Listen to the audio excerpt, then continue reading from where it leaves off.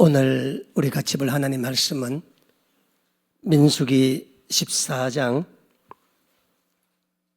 우리 8절로 9절 우리 두 말씀만 보도록 하겠습니다.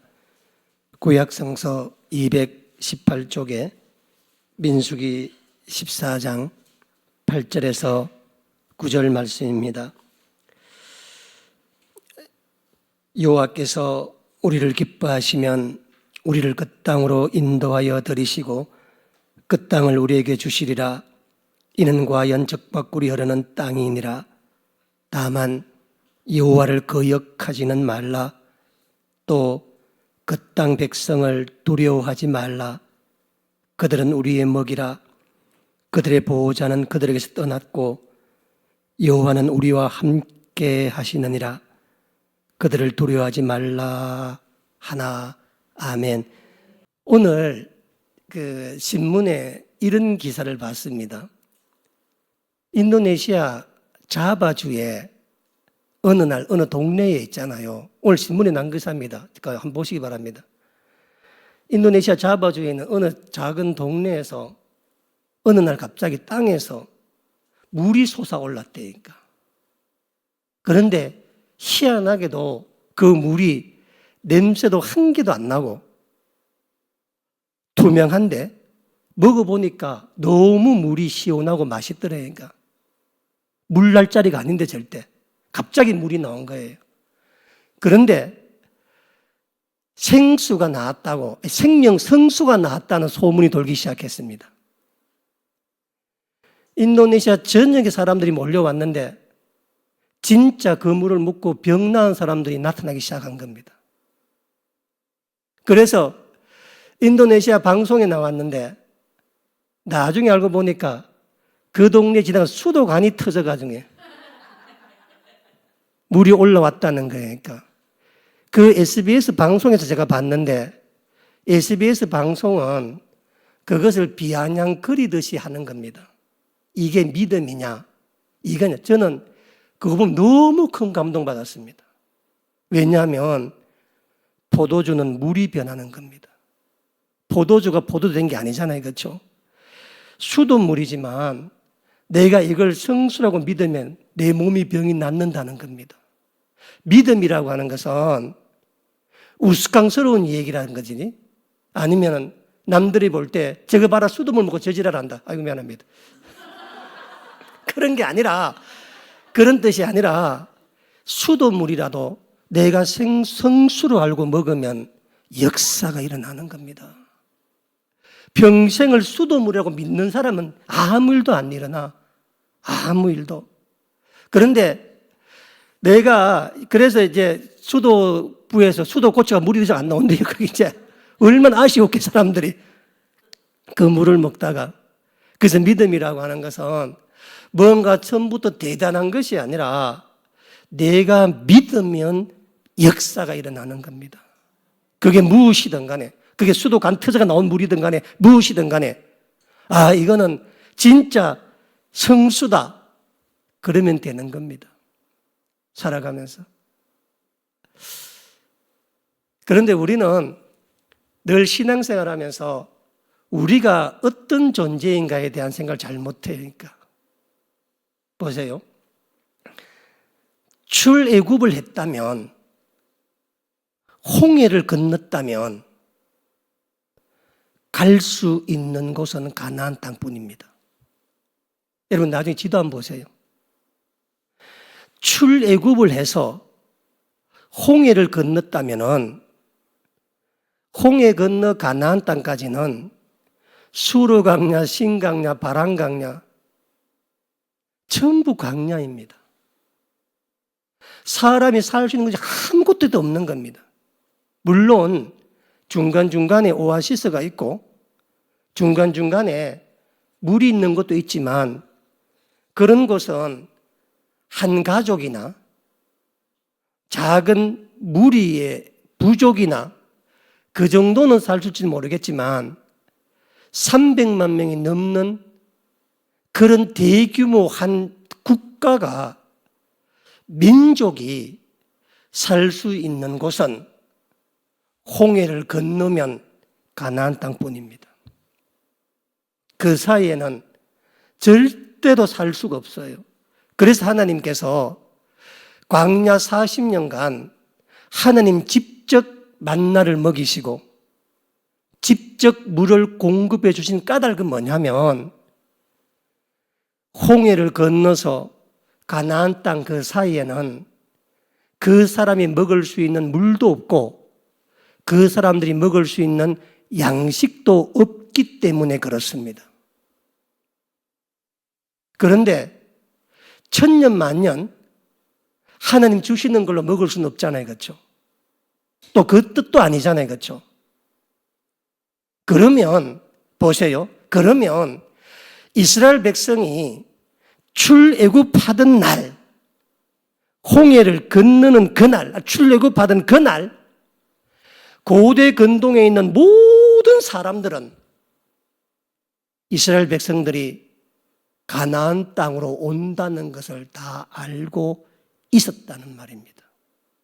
왜냐하면 거기 아니면 갈 데가 한 군데도 없기 때문에 그렇습니다.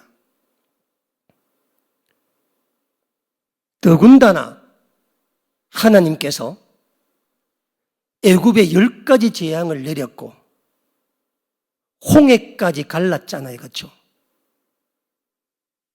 여러분, 이 소문이 안 퍼졌을 끝에요. 전 가나안 고대 근동 지역에. 여러분, 한두 사람이 아니라 300만 명이 나왔습니다. 300만 명이. 제가 좀 찾아보니까 인류 역사학자들의 글을 찾아보니까 이스라엘 백성이 출애굽할 당시 때 애굽 전체 인구가 400만 명이었다니까. 애굽 제국 전체 인구가. 400만 중에서 400만 명인데 이스라엘 백성을 빼고 말이죠. 자기들 민족 400만 명이에요. 700만 명 아닙니까? 그 중에서 300만 명이 빠져나왔다고 하는 것은 세상이 뒤집어질 이야기입니다. 또 애굽은 당시에 가장 강력한 제국이었고 지금처럼 미국과 같은 국가입니다. 지금 미국 대통령이 관세 그러면 온 나라가 온 세계가 지금 영향을 받잖아요. 당시도 마찬가지입니다. 당시 모든 근동에 있는 사람들이 애굽에 늘 촉각을 곤두세우고 있고 애굽의 정책에 따라서 움직여지며 왜냐하면 기근이 들면 애굽에 가야 되기 때문에 그렇습니다. 주기적으로. 그러니까 항상 애굽 소식을 듣고 애굽 문화를 따르고 애굽에서 무슨 일이 났는가를 늘 촉각을 두르고 있었으니 오가는 각국의 수많은 사신들, 수많은 장사치들, 수많은 전령들이 이스라엘 백성이 고센 땅을 떠났다는 그 순간부터 고대 근동 지역 모든 백성들은 이스라엘 백성들이 가는 곳은 오직 한 가지뿐 가나안 땅뿐일 거다. 가나안 땅이다. 라고 하는 것은 이스라엘 백성들만 몰랐던 거예요. 이스라엘 백성들만. 나머지 모든 민족도 왜냐하면 이스라엘 백성은 한 번도 애굽 땅을 떠나본 적이 없었기 때문에 430년을 애굽 땅에서만 나고 자랐기 때문에 노예로 자랐기 때문에 세계가 얼마나 큰지 시내 강야 바람 강야 넘어가면 가나안 땅이 있는지 없는지 아무도 몰랐다고. 아무도. 그러나 고대 근동에 살던 모든 사람들은 다 알고 있었다고. 그러니까 다. 그래서 이스라엘 백성들이 출애굽하는 날 당시 세계에 있는 모든 백성들은 이스라엘 백성들이 지금 300만 명이 넘는 사람들이 가나안 땅에 오고 있다는 걸 아는 겁니다. 얼마나 두려웠겠습니까?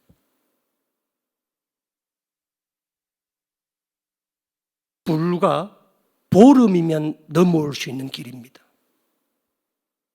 아무리 길어도 한 달입니다.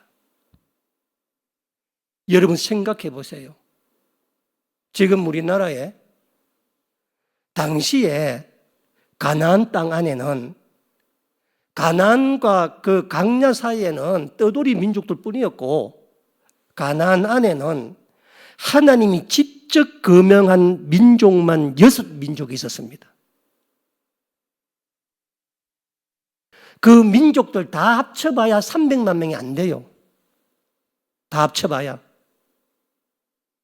그런데 지금 애굽을 무력화시키고 홍해를 갈라 애굽 백성을 수장시켰던 그 소문이, 그 내용이 실시간으로 전해졌을 거야 아마. 3명이 넘어오는 게 아니에요 지금. 300만 명이 지금 오고 있는데 이 광야 가는 길에 있었던 그 부족들과 오아시스 작은 동네에 있었던 그 사람들과 최종 목적지가 가나안 땅임을 알았던 가나안 6부족들이 또 그 민족들이 느꼈을 두려움이라고 하는 것은 상상도 하지 못할 일입니다.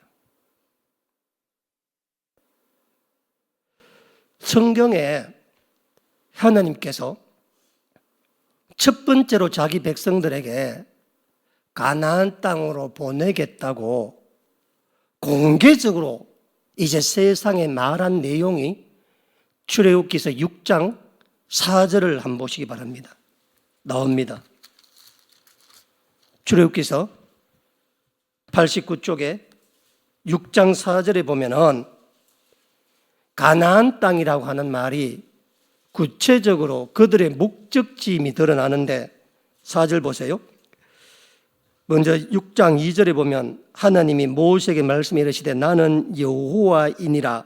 4절에 가나안 땅 곧 그들이 거류하는 땅을 그들에게 주기로 그들과 언약하였더니 8절 보세요. 내가 아브라함과 이삭과 야곱에게 주기로 맹세한 땅으로 너희를 인도하고 그 땅을 너희에게 주어 기업을 삼게 하리라. 나는 여호와라. 6절 말씀 보세요. 그러므로 이스라엘 자손에게 말하기를 나는 여호와라. 무슨 얘기냐면은 하나님께서 속으로 갖고 있던 비전을 이제 공개적으로 그 백성들에게 말하라고 이야기합니다. 그래서 9절 보세요. 모세가 이와 같이 이스라엘 자손에게 전하나 나오잖아요. 그렇죠? 전했다는 말은 뭐냐면 이제 이 내용이 확정되었고 세상에 공개되었다는 말입니다. 그랬는데 보세요. 그들이 마음이 상함과 가혹한 노역으로 말미암아 모세의 말을 듣지 아니하니라. 하나님께서 모세에게 이제 백성들에게 가서 내가 너희를 인도할 텐데 인도해서 가는 땅이 가나안 땅이다. 그 말을 이제 공표하라. 공개하라. 세상이 다 알게 하라. 하고 말씀하셨습니다. 그런데 이스라엘 백성들은 그 말을 듣고 고된 노동을 너무 마음이 상해서 그 말을 듣지 않았다고 우리 성경에는 점잖게 표현하고 있는데 원어적 뉘앙스를 보면은 들을 가치도 없는 말이다. 모세의 말이 들을 가치도 없고 아예 쓸데없는 소리를 하지 말아라 이런 뜻입니다. 왜냐하면 430년 만에 난데없이 나타나서 밑도 끝도 없이 가나안 땅으로 하나님께서 너희를 가게 하겠다 이 말 하니까 매일매일 고역 때문에 죽을 지경인데 힘들어 죽을 지경인데 그것부터 해결해 주지. 차라리 애굽을 어떻게 해주지? 라고 이야기하면서 모세의 말을 귀담아 안 듣습니다. 자, 그랬더니 10절 보세요. 6장 10절에 여호와께서 모세에게 말씀하여 이르시되 들어가서 이제 누구에게 말하라고요? 애굽 왕 바로에게 말하여 이스라엘 자손을 그 땅에서 내보내게 하라. 이제는 백성에게 공개적으로 선포되었고 두 번째는 바로의 궁전에 가서 바로 앞에서 그 백성을 이끌어내라는 말을 공개적으로 하라는 것입니다. 13절 보면은 여호와께서 모세 아론에게 말씀하사 그들로 이스라엘 자손과 애굽 왕 바로에게 명령을 전하고 이스라엘 자손을 애굽 땅에서 인도하여 내게 하시라 주님께서 말씀하셨습니다. 그리고 그 다음 우리 6장 29절에 보면은 여호와께서 모세에게 말씀하 이르시되 나는 여호와라 내가 네게 이르는 바를 너는 애굽 왕 바로에게 다 말하여라. 7장 23절에 7장 6절 봅시다. 모세와 아론이 여호와께서 자기들에게 행하신 대로 행하였더라. 7장 23절에 바로가 돌이켜 궁으로 들어가고 그 일에 뭐 했다고요? 관심도 가지지도 않았더라. 이게 제가 무엇을 말하려고 하냐면 하나님께서 때가 되셔서 당신의 비전을 선포한 겁니다. 이제 때가 되었으니까 내 백성들을 애굽 땅에서 끄잡아내어서 이제 가나안 땅으로 들어갈 것이다. 그 말을 너는 백성들에게 전하고 너는 애굽 왕 바로 다시 말해서 궁전에 애굽 궁정에 들어가서 선포하라는 이야기입니다. 그런데 애굽 왕도 여기 돌이켰다는 말은 뭐냐면 외면했다. 그냥 돌이켜서 뭐 했느냐? 관심도 가지지 않았다. 그 뭐 말 같지도 않은 얘기. 관심도 안 가졌다. 그러나 하나님께서 이렇게 하신 이유가 뭐냐면은 여러분 보세요. 하나님께서 몰래 데리고 올라올 능력이 있었겠어 없었겠어? 있었겠죠. 그렇죠? 그거 말할 까닭 있어 없어? 괜히 마음만 상하고 그거만 하잖아. 그런데 왜 이렇게 말하라고 하게 했었는가? 이것은 뭐냐면 이제 이스라엘 백성들이 공개적으로 가나안 땅에 간다는 것을 세계 만방에 알리는 겁니다. 지금식으로 말하면 미국 백악관에 가서 이게 선포되었으니 얼마나 많은 외신 기자들과 얼마나 많은 사람들이 이 소식을 전했겠습니까? 보세요. 당시에 노예라고 하는 것은 뭐냐면은 재산이요, 부입니다. 여러분, 이게 신학적으로 말을 하면 왜 노예 제도가 존재했는가? 노예 제도가 존재한 이유가 뭐냐면 말이죠. 그렇죠? 창세기에 보면 아담과 하와가 하나님께 범죄하고 난 다음에 하나님이 남자에게 줬던 징벌이 뭐냐면 노동입니다. 그렇죠? 그래서 세상에 태어나는 모든 사람은 노동해야 돼, 노동 안 해야 돼요? 해야 되죠. 그렇죠? 그런데 노동 안 하고 살 수 있는 사람이 있다면 그 사람은 사람이 아니죠. 그렇죠? 왜냐하면 우리가 노동은 땅을 파고 먹어야 된다고 이야기하는 것은 뭐냐면 범죄한 이후에 모든 인간이 걸어가야 될 길입니다. 전부 다. 그런데 어떤 인간이 노동을 안 하고 평생 살 수가 있어. 그러면 그 사람은 사람이에요, 신이에요? 신인 겁니다, 신. 그러니까 옛날에 노예가 많았던 이유가 뭐냐면 사람들의 평생의 소원이 신이 되는 건데, 그렇죠? 신이 되려면 뭐가 해방돼야 돼? 노동에서 해방이 돼. 노동에서 우리도 소원이 노동 해방되는 거잖아. 우리도 돈 걱정하는 평생 쓰고 세계 유람 다니는 게 우리 소원이잖아요, 그렇죠? 그는 노동 때문에 아무도 못 하잖아. 그러니까 이 고대 근동이나 옛날 사람들 사이에서 노동을 안 하는 사람은 전부 신의 아들이라고 정말 싹 다. 여러분, 그래서 노예가 많았던 겁니다. 그런데 그 노예를 부렸는데 노예 300만 명이 싹 빠져나간다. 애굽 어떻게 되겠어요? 애굽에서. 이게 지금 3만 명도 아니고 300만 명이 빠져나가는데 이 뉴스가 국제 뉴스가 안 됐겠어요? 한번 생각해 보세요. 이 뉴스가. 그래서 얼마나 출애굽 하자마자 이스라엘 백성은 몰랐던 거야. 자기들이 얼마나 대단한 사람이라는 걸. 자기들이 가는 이 발걸음이 지축을 흔들며 세상을 바꾸며 얼마나 대단한 일인 걸 지들만 몰라. 그래서 하나님께서 온 만방에 그걸 알게 하시려고 애굽 궁전에 가서 바로에게, 바로가 따르든 말든 믿든 안 믿든 중요한 건 아닙니다. 세상에 말하는 거예요. 공표하라는 거라. 우리 7월 14일 날 제가 공표합니다. 뭐 따르든 말든 알아서 하시기 바랍니다. 7월 14일 날 1주년 보홀 대부흥회를 합니다.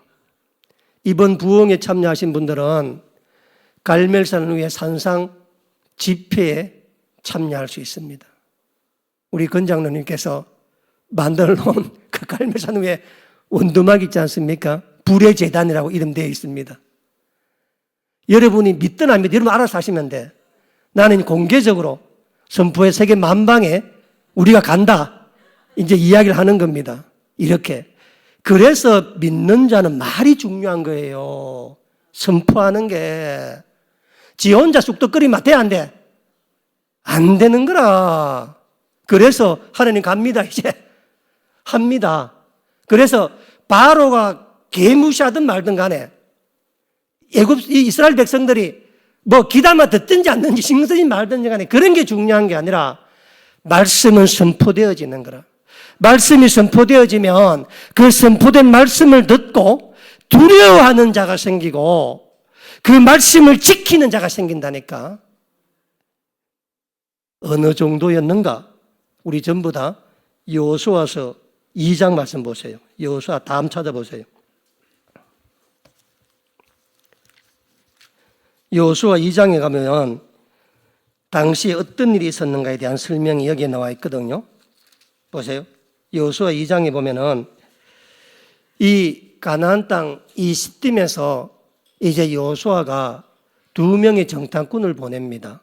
2명의 정탐꾼을 보내는데 이 2명의 정탐꾼이 기생 라합의 집에 들어가잖아요. 그렇죠? 들어가는데 2장 9절 말씀 보세요.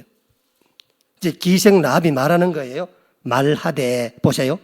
기생 라합은 이날 처음 2명의 이스라엘 사람을 본 겁니다. 난생 처음. 왜냐하면 아무도 안 왔잖아요. 그렇죠? 안 넘어왔잖아요. 그렇죠? 난생 2사람을 처음 보는데 뭐라고 말하냐 보세요. 여호와께서 이 땅을 너희에게 주신 줄을 뭐라고? 아노라. 들었노라가 아니라 뭐라고? 아노라. 여기 안다는 말은 신학교 근처만 갔다 온 사람들은 이 안다는 말이 성관계 때 쓰여지는 말입니다. 뭐냐면 남편과 부부만이 서로서로에 대해서 알잖아. 그렇죠? 몸에 대해서 알잖아요. 그렇죠? 그때 쓰는 단어가 안다, 야다라는 히브리 언어입니다. 그러니까 세상은 아무도 몰라. 아무도 모르는데 부부끼리만 아는 일 있지 않습니까? 부부 관계를 말할 때 이 단어를 쓰는 겁니다. 이게 뭐냐? 그러니까 이게 뭐냐면은 기생 라합이 여호와가 이 땅을, 이 가나안 땅을 너희에게 주신 줄을 내가 내 남편을 아는 것처럼 안다는 겁니다. 그 다음 묶어 보세요. 우리가 너희를 심히 두려워하고 이 땅 주민들이 다 너희 앞에서 간담이 녹았나니 이는 너희가 뭐라고요? 애굽에서 나올 때 언제적이면 지금 40년 전의 이야기입니다. 나올 때 여호와께서 너희 앞에 홍해 물을 마르게 하시는 것과 너희가 요단 저쪽에 있는 아모리 사람의 두 왕 시온과 오게 한 일, 그들을 전멸시킨 것을 우리가 뭐 했다고?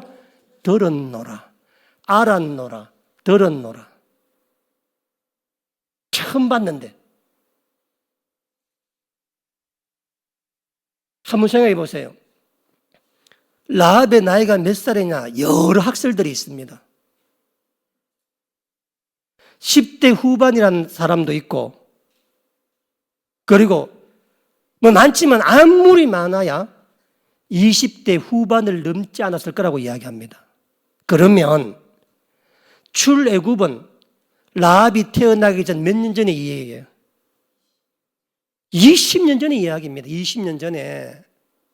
그리고 라합이 살던 데하고 고센 땅까지는 거의 600km, 700km가 넘는 거리입니다. 그 사이에는 수르광야, 신광야, 바람광야, 또 신광, 진광야, 전부 광야예요. 건너올 수도 없어. 그런데 어떻게 여리고성의 기생이 처음 본 사람한테 여호와께서 이 땅을 너에게 준 줄 알았다고 이야기하고 40년에 홍해 갈랐던 이야기 다 안다. 누구한테 들었겠어요? 기생 라합이. 자기 부모에게나 여러 사람이 들었겠죠. 그렇죠? 왜냐하면 지금 실시간으로, 왜냐하면 그들이 목적지는 어디예요? 가나안 땅이야. 무조건 그 말 갈 데가 없다니까. 언제 오는가 실시간으로 매일매일 좌표를 찍으면서 보지 않았겠습니까? 특히 출애굽하는 그날 정탐꾼들이, 애굽에 가 있던 사신들이 보름이면 온다 합디다. 한 달이면 온다 합디다. 간담이 녹아내려가 정신줄을 전부 다 놓고, 중에 나오잖아요. 그렇죠? 지금 간담이 놓고 정신을 다 놓고 어찌할 줄을 몰랐던 그 세월을 40년간이나 가나안 땅 사람들은 마음 졸이며 살았던 거라니까. 보세요. 10절, 11절 보세요. 2장 11절. 우리가 듣자 곧 마음이 녹았고 너희로 말미암아 뭐 했다고요? 정신을 잃었으니 줄치세요. 너희의 하느님 여호와는. 이거 보세요. 이게 무슨 얘기냐면은 라합도 하나님, 누구의 하나님? 너희의 하나님. 이 말은 우리 하나님 있단 말이잖아요. 그렇죠? 우리 하나님 있다는 뜻이잖아. 너희 하나님이 있으니까 당시에는 모든 부족이 자기 신들 다 믿고 있었다고. 각자 신들을. 너희의 하나님이라는 말은 우리의 하나님 있다는 거든. 그런데 라합은, 어린 여자의 라합은 너희의 하나님을 나의 하나님으로 믿기로 했다는 겁니다. 하나님을 본 적도 없고 하나님 있는 백성을 만난 적도 없고 매일처럼 바람결에 들려오는 소문, 홍해를 갈랐다, 메추라기를 먹었다, 아말렉을 쳐부수었다, 바람결에 들려오는 그 소식에 모든 백성이 간담에 녹아가 이제 가나안에 있는 주민들은 한 가지 결정을 해야 돼. 300만 명이 오는데 싸워 이길 수 없는 거야. 왜? 애굽이 나가 떨어졌다니까. 그러면 함께 살든지 밑으로 들어가든지 결정해야 되잖아요. 그렇죠? 그런데 라합은 그 하나님을 나의 하나님으로 믿기로 작정한 사람이라. 본 적도 들은 적도 만난 적도 없지만은. 그런데 라합을 제외한 여리고성 모든 사람들은 사람의 힘으로는 도저히 무너뜨릴 수 없는 뭘 만들기로 한 거야? 여리고 성을 만들기로 한 거야. 여리고 성을.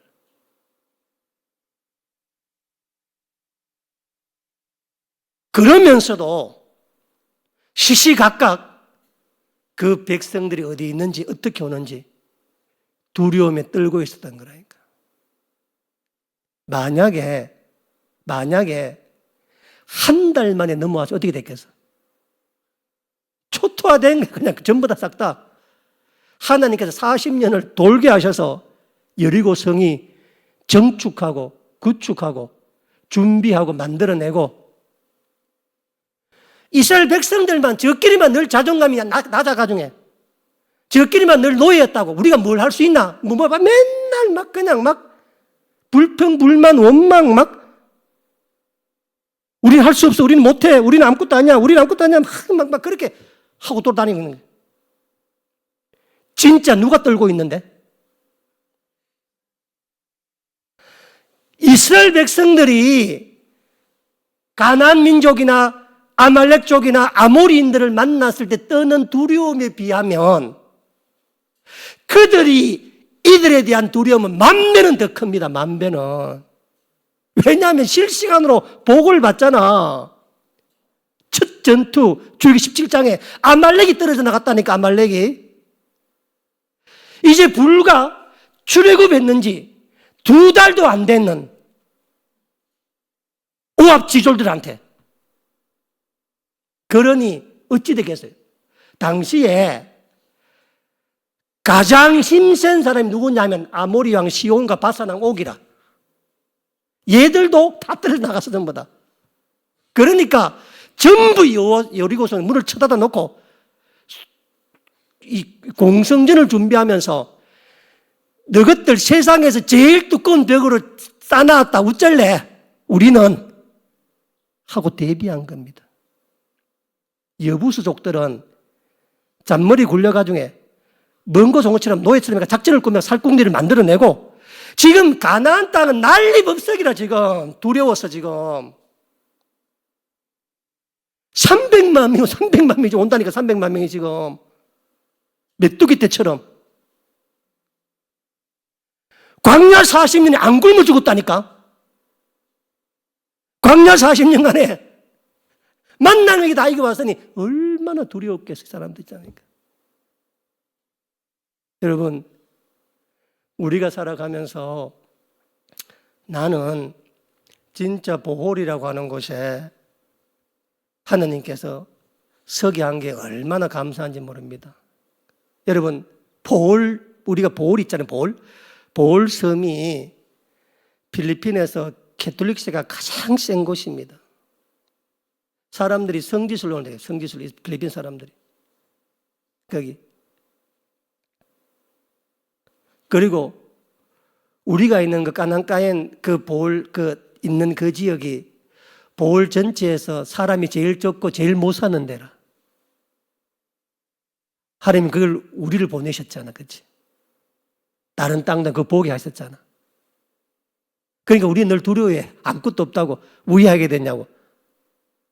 근데 성경에 보면은 우리가 떠는 게 아니라 우리 노예로 살았고 우리는 아무것도 아니었는데 벌써 온 가나안이 간담이 녹아내렸다니까. 온 가나안이 벌써 소식 듣자마자 정신을 누구만 몰랐다고? 그래서 오판을 하는데 이 영적 오판에 성경에서 가장 절정인 영적 오판이 바로 민수기 13장, 14장의 가데스 바냐 사건입니다. 자, 보세요. 이스라엘 백성들이 출애굽을 했습니다. 출애굽하고 3개월 뒤에 시내산 밑에 도착을 했습니다. 시내산 밑에. 그 시내산 밑에서 약 11개월을 머뭅니다. 그 시내산 밑에서 11개월을 머물면서 주님 주신 법을 배우고 성막을 짓고 합니다. 그러고 난 다음에 출애굽하고 난 다음에 그 다음에 2월 20일 날 하나님께서 시내산 출발해서 가데스 바니아로 가게 하셨습니다. 시내산에서 가데스 바니아까지 거리는 10하루 길입니다. 그런데 하나님께서는 그 길을 10달 정도 걷게 하셔서 가게 하셨습니다. 그래서 하나님께서 맥시멈으로 잡았던 시간은 2년이에요. 2년. 그래서 출애굽하고 난 다음에 2년 만에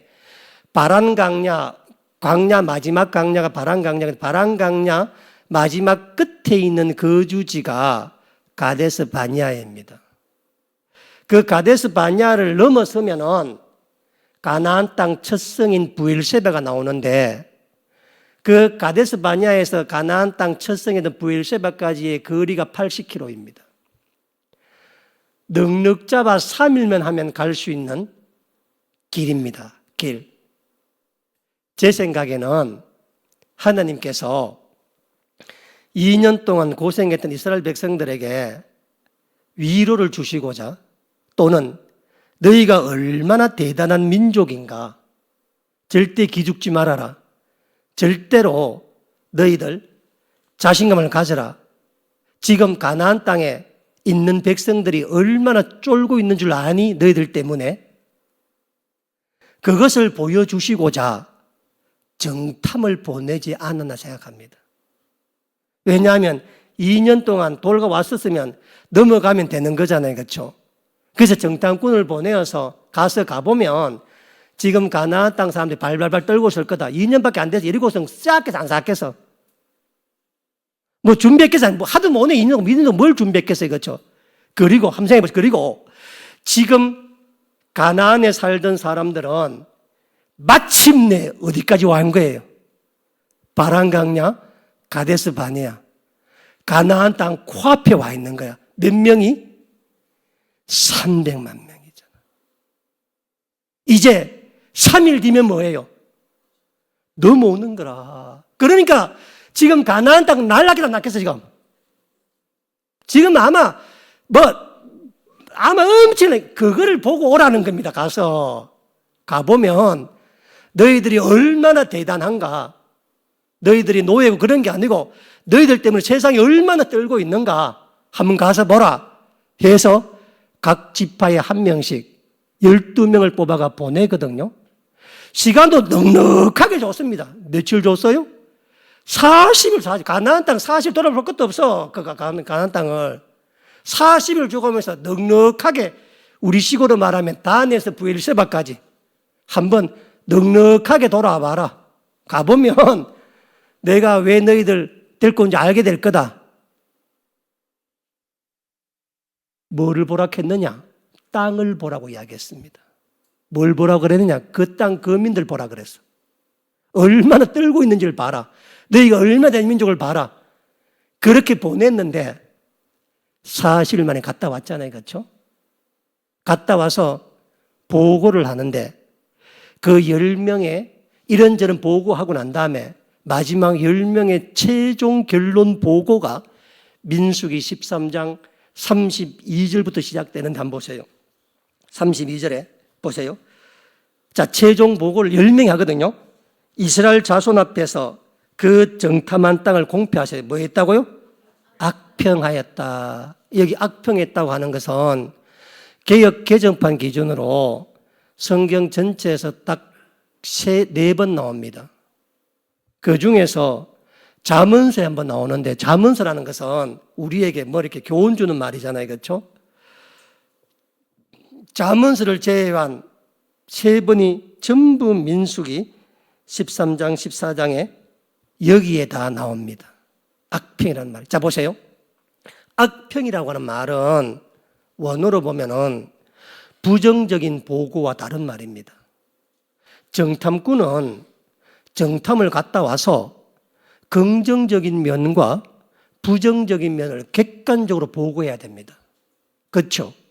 왜냐하면 정탐꾼의 가장 중요한 목적은 지가 판단하는 게 아니라 객관적인 자료를 보고해서 듣는 사람들이 판단하도록 만드는 게 정탐꾼입니다.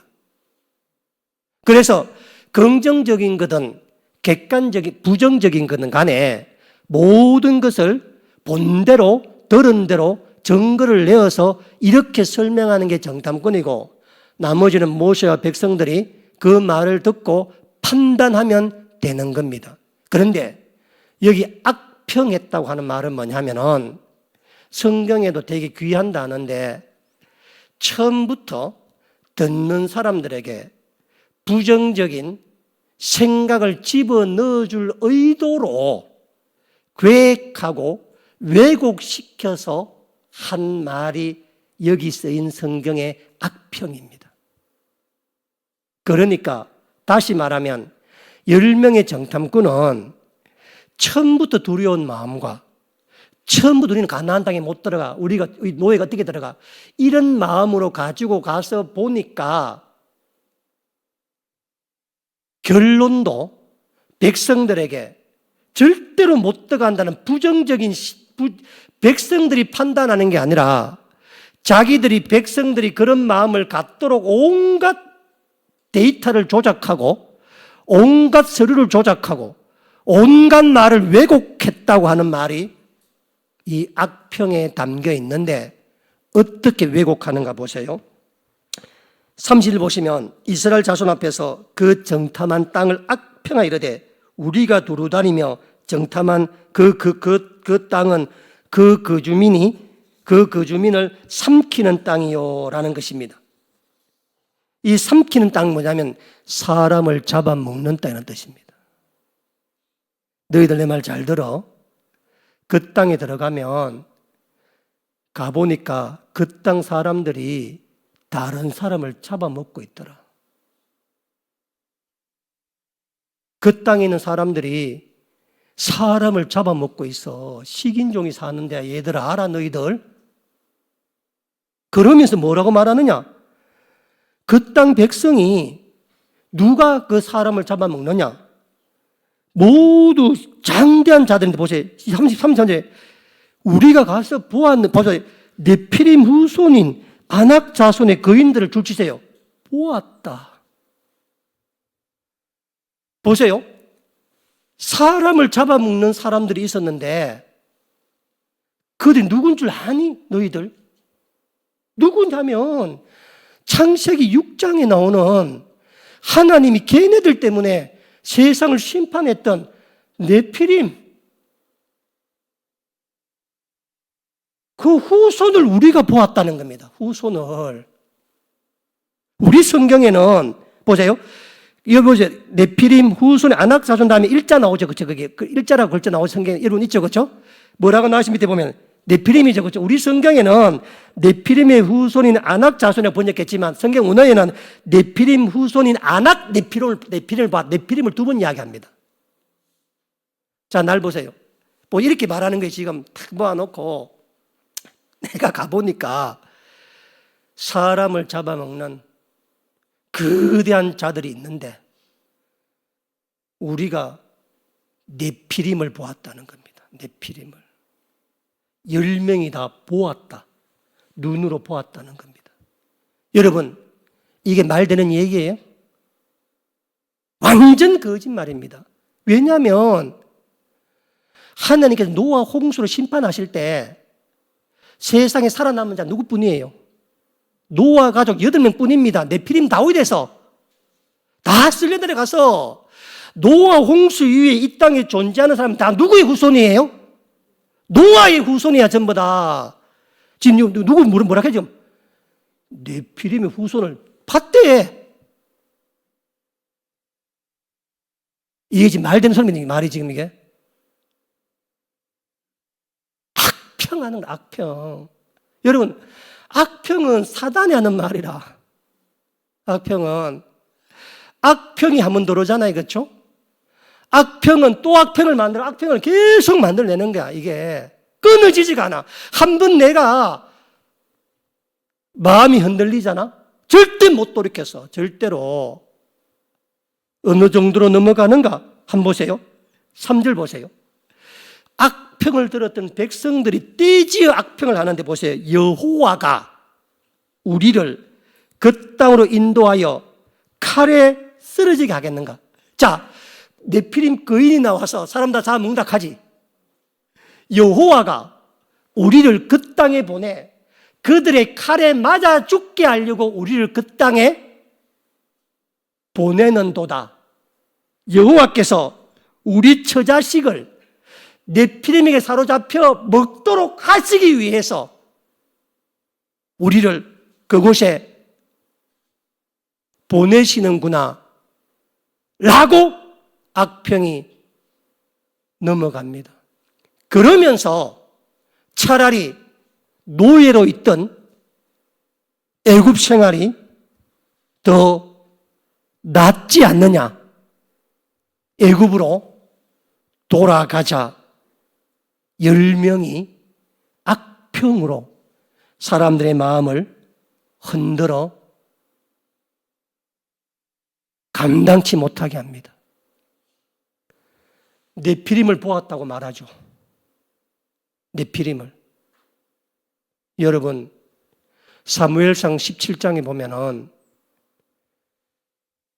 엘라 골짜기에 블레셋 군대와 이스라엘 백성이 진을 치고 있었는데 그 엘라 골짜기에 블레셋 5부족의 연합군이 나와 있었거든요. 그 연합군의 대표 싸움 선수가 누구냐면 가드 사람 골리앗이었습니다. 골리앗이 키가 얼마냐? 6규빗 한 뼘입니다. 지금으로 계산하면 292cm입니다. 키가. 여러분, 기네스북 기록에 지금까지 키 잰 사람 중에 제일 큰 사람이 누군지 아세요? 얼마 정도 되는지 아세요? 미국 사람인데 275cm입니다. 그 사람 죽었어. 지금 살아있는 사람 중에 키 제일 큰 사람은 트리키의 사람인데 252cm랍니다. 그러니까 우리가 한 번씩 그런 사람 볼 때 있잖아요. 그렇죠? 한 번씩. 그런데 그 골리앗이 누구 손에 맞아 죽어요? 10대 후반에 다윗의 강바닥에 있던 작은 조약돌에 맞아 죽습니다. 만군의 여호와, 너는 칼의 의자에 나오지만 난 여호와의 이름으로 네게 간다. 겁을 먹으면 돼, 안 돼? 지금 온 우주가, 온 세상이 이스라엘 백성 때문에 겁을 먹고 벌벌 간담이 다 녹아가 다 있는데 지금 누구만 떨고 있는가 지금? 저것들만 몰라. 우리가 얼마나 대단한 사람이라고 하는 것을. 우리가 얼마나 놀라운 사람이라는 것을. 자, 그 말을 악평을 하니까 막 불꽃처럼 악평이 번지는 거라. 사단의 역사입니다. 막 번지는 거야. 그런데 중요한 것은 뭐냐면 갈렙과 여호수아 말을 들어보시기 바랍니다. 갈렙과 여호수아는 네피림의 넷자도 안 꺼냅니다. 왜? 중요치 않기 때문에 그런 게. 뭐라고 말하느냐? 8절 말씀 보세요. 14장 8절에 줄 치세요. 여호와께서 우리를 기뻐하시며. 할렐루야. 여러분, 중요한 것은 하나님이 나를 기뻐하셔야 돼요. 이 말의 원어의 뜻은 뭐냐면 우리가 하나님 마음에 들기만 하면, 우리가 하나님 마음에 합한 자가 되기만 하면, 이 말은 무슨 뜻이냐면 이런 뜻입니다. 지금 10명의 정탐꾼과 갈렙과 여호수아의 가장 큰 차이가 뭐냐면은 10명의 정탐꾼은 가나안 땅에 들어가는 일이 사람의 일이라 생각한 것이고 갈렙과 여호수아는 그 일이 하나님의 일이라 생각한 겁니다. 사람 일이라고 생각하니까 걱정돼, 걱정 안 돼. 염려가 되는 거라. 그런데 가나안 땅에 들어가는 것은 사람이 하나님의 일이니까 하나님이 하실 거니까 우리는 무의 마음만 들기만 들면 돼? 하나님 마음에 들면 된다. 하나님 기뻐하시는 마음이 된다. 하나님께서 나하고 마음 아파하기만 된다. 내가 지금 내 일이라고 생각하면은, 사람이라고 생각하면은 항상 내 피림이 들글거려. 우리가 어떻게 세상을 감당하겠어? 어떻게 세상을 이기겠어? 그런데 그 일이 하나님의 일이라 생각하면은 하나님 하시는 거라고. 내가 그 하시는 하나님 마음에 들기만 들면, 하나님 기뻐하시는 일만 하기만 하면은 나머지 누가 하는 거예요? 보세요.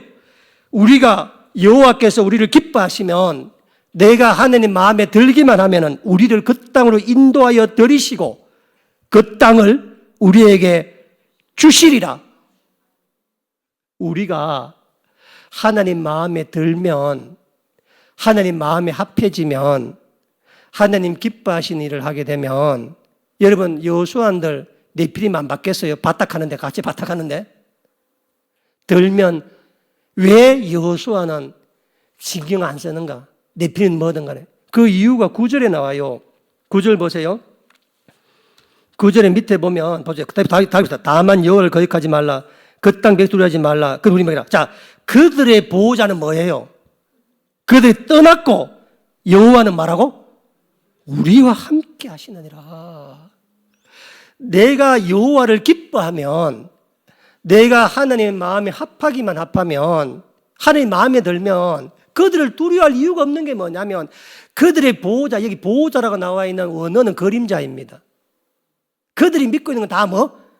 그림자라. 그림자는 다 떠나가고 하나님 우리와 함께 하기 때문이다. 하나님. 그래서 우리가 하고 있는 일 가운데 이게 하나님의 일이다. 내가 고백만 하면은 하나님 하시는 겁니다. 내 일이라 생각하는 게 못 하는 거라. 그게 목생생이야.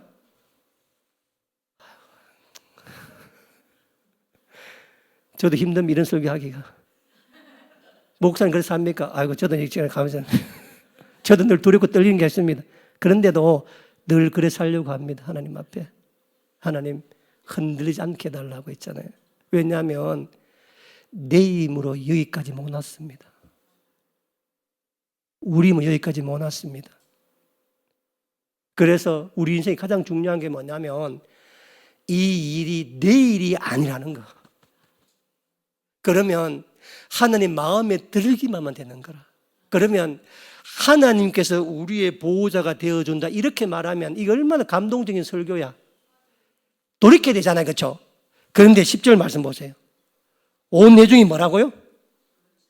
악평이 여러분들 보통이 아닙니다. 악평이 한 번 점령되면요 해결이 안 돼. 누가 해결이 안 돼. 그래서 진짜 악한 말을 해서는 안 돼. 입에 담아서 부정적인 말. 이게 얼마나 전파력이 심하고 한 영혼 한 공동체를 나중에 보시면 이 일 때문에 40년 38년을 돌게 된다니까 한번 보세요. 한번 이 일들이 여호수아가 이렇게 말하잖아. 이거 하나님 일이다. 너희들 절대 염려하지 마라. 하나님 우리와 함께 하시고 염려하지 말아라 라고 말하니까 전부 돌을 들어가지고 다 던지려고 하니까 11절 보세요. 하나님 직접 말씀하는 직접 하나님께 듣다 안 내가 모세에게 이르시되 이 백성이 어느 때까지 나를 멸시하겠느냐. 멸시라고 하는 말은 뭐냐면 이 단어가 하나님이 주어로 쓰여지게 되면은 사람들이 하나님을 버린다는 뜻입니다. 두 번째, 내가 그들 중에 많은 기적을 행하였으나 어느 때까지 나를 믿지고 믿지에서 공포하지 믿지 않겠느냐. 여기 믿지라고 하는 말이 아멘이라는 말입니다. 이렇게 하고도 내 말에 아멘하지 않느냐.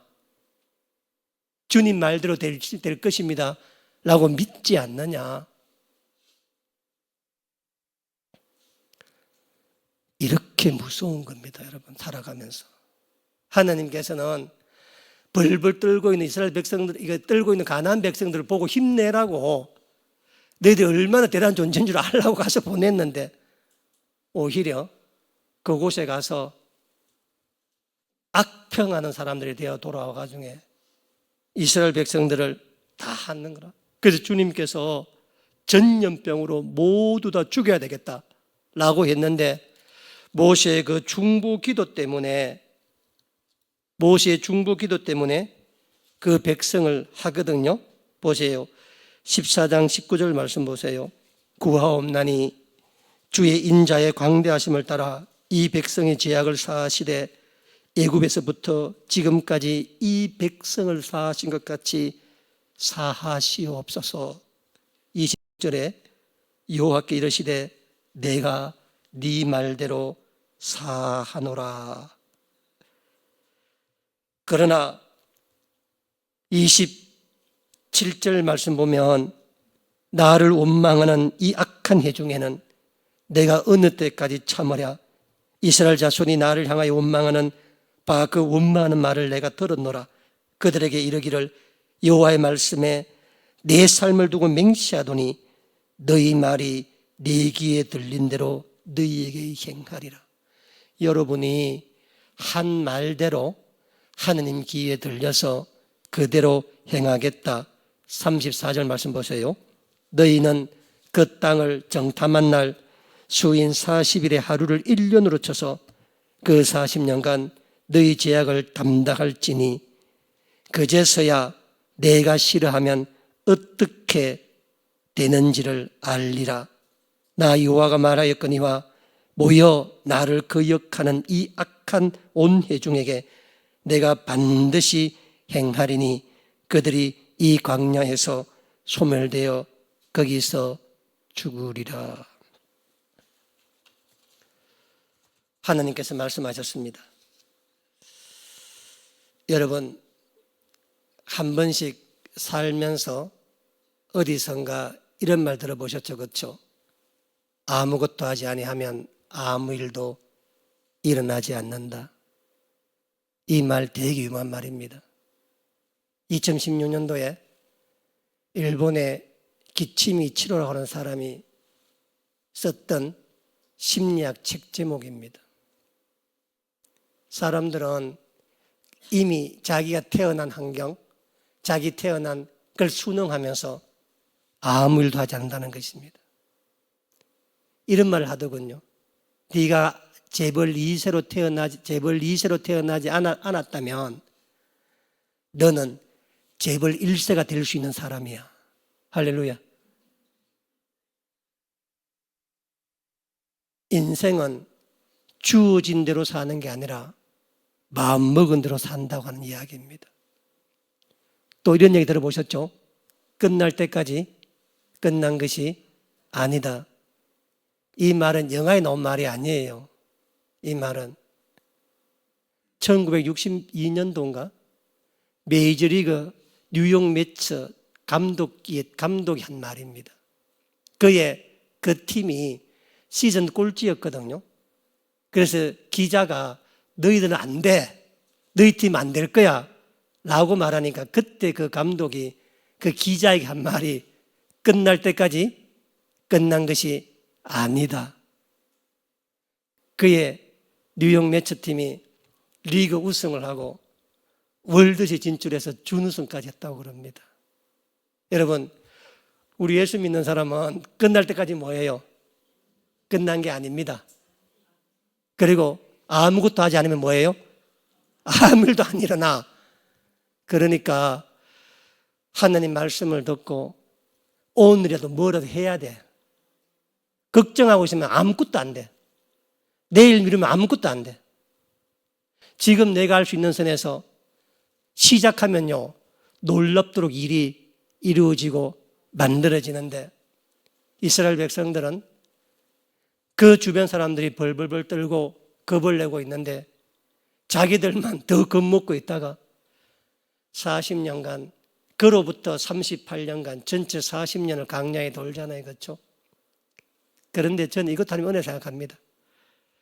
왜냐하면 그때 바로 들어갔으면 무슨 성을 못 무너뜨려서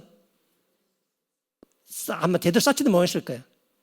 40년 동안 안 돌아오는 거 보고 여리고성이 얼마나 쌓았겠어. 성을 무너뜨리는 거 눈으로 보게 또 한번 해주시려고 하나님께서 기적을 보게 하시려고. 여러분, 라합 같은 사람도 있습니다. 보지도 않고 듣지도 않고 본 적도 없지만 바람결에 들려오는 그 소리에 너희 하나님 여호와께서 이 땅을 너희들에게 준 줄을 내가 아노라. 우리가 살아가며 있는 일들 어려울 때마다 이 말씀을 통해 가고 절대로 낙심하지 말고 끝날 때까지 끝난 게 아닙니다. 기도하겠습니다. 주님 감사합니다. 인도네시아 자바섬에 있는 작은 마을에 기적이 일어났다고 이야기합니다. 나중에 방송에서 수돗물을 보고 호들갑을 떨었다고 이야기하지만은 수돗물로도 얼마든지 기적이 일어날 수 있습니다. 내가 믿을 때, 내가 따를 때, 내가 주님 일이라고 믿을 때, 내가 주님 옷자락만 만져도, 내가 주님 말씀 한마디만 믿어도 기적이 일어나는 겁니다. 오늘 다시금 이곳에 모여 주님께 기도하는 주의 백성들, 이 말씀 듣게 하여 주옵소서. 우리가 하는 일이 하나님의 일임을 알게 하옵소서. 내가 하나님 마음을 들고 하나님 나를 기뻐하기만 하면 하나님께서 능히 우리를 이 땅으로 인도하여 들여 적각 꾸려는 땅에 살게 하시는 그 말씀을 알게 하옵시고, 우리 하나님은 내 귀에 들린 대로 행하리라 말씀하셨사오니 악평이 아니라 창조적인 말, 사람을 살리는 말, 사랑이 담긴 말, 생명을 가진 말로 주님 앞에 나아가는 저들 되게 도와주옵시고 역사하여 주옵소서. 감사하며 예수님 이름으로 기도하옵나이다. 아멘.